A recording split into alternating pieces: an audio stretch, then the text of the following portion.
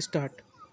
महोदय, आज नए भारत को बनाने में हमें देखना पड़ेगा कि कुछ हितों में संघर्ष है।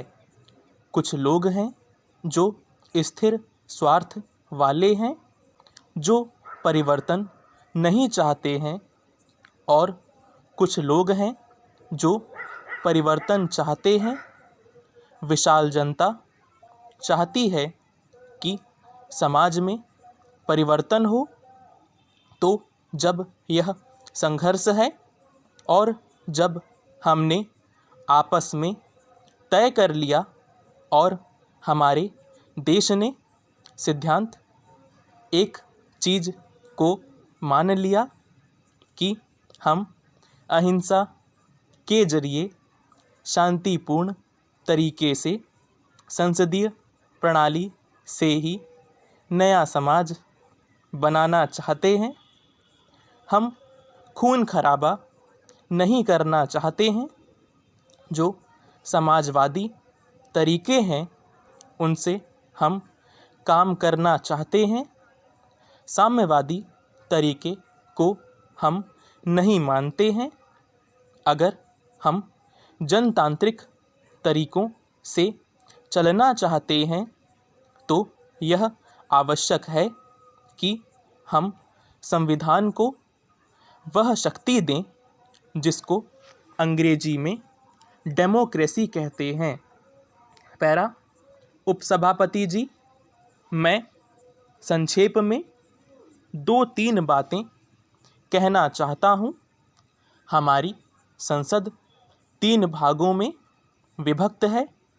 अकेले लोकसभा का नाम ही संसद नहीं है। अकेले राज्यसभा का नाम भी संसद नहीं है। अकेले राष्ट्रपति का नाम भी संसद नहीं है। लोकसभा, राज्यसभा और राष्ट्रपति, इन तीनों को मिलाकर संसद का निर्माण होता है। कोई भी बात या कोई भी कानून जब जनता के हित के लिए बनता है तो उसको इन तीनों ही भागों से निकलना पड़ता है। लोकसभा किसी चीज़ पर विचार करती है, फिर उस पर राज्यसभा और दूसरे ढंग से विचार करती है और उदारता के साथ और गंभीरता के साथ निर्णय लेती है। तब राष्ट्रपति के पास वह विधेयक स्वीकृति के लिए जाता है। राष्ट्रपति की उस पर मुहर लगती है और वह संसद का निर्णय कार्यान्वित होने के लिए चला जाता है। ऐसे कई विधेयक आए हैं। जब लोकसभा ने उसे स्वीकृति दी और राज्यसभा की उस पर स्वीकृति ना हुई, वह फिर लोकसभा के पास स्वीकृति के लिए चला गया। लेकिन लोकसभा ने फिर अपने स्टैंड को ज्यों का त्यों रखा, तो फिर राज्यसभा के पास स्वीकृति के लिए वह आया।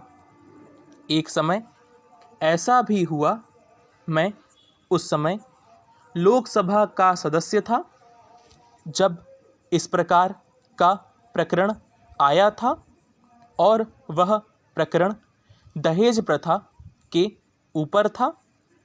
लोकसभा ने दहेज प्रथा विधेयक को पारित किया था। फिर उसके ऊपर लोकसभा ज्यों की त्यों अडिग रही। फिर राज्यसभा के पास वह आया। राज्यसभा ने भी अपने विचारों को ज्यों का त्यों रखा और लोकसभा और राज्यसभा में मतभेद की स्थिति आई तो उस पर एक संयुक्त अधिवेशन बुलाया गया। स्वतंत्रता के बाद शायद पहला अवसर था जब लोकसभा और राज्यसभा की संयुक्त बैठक हुई थी और संयुक्त अधिवेशन के जरिए गंभीरता से उस पर विचार किया गया और उस विधेयक को पारित किया गया। पर यह बात समझ में नहीं आती कि जब संविधान में कोई संशोधन आए उस समय ऐसी स्थिति ना आए।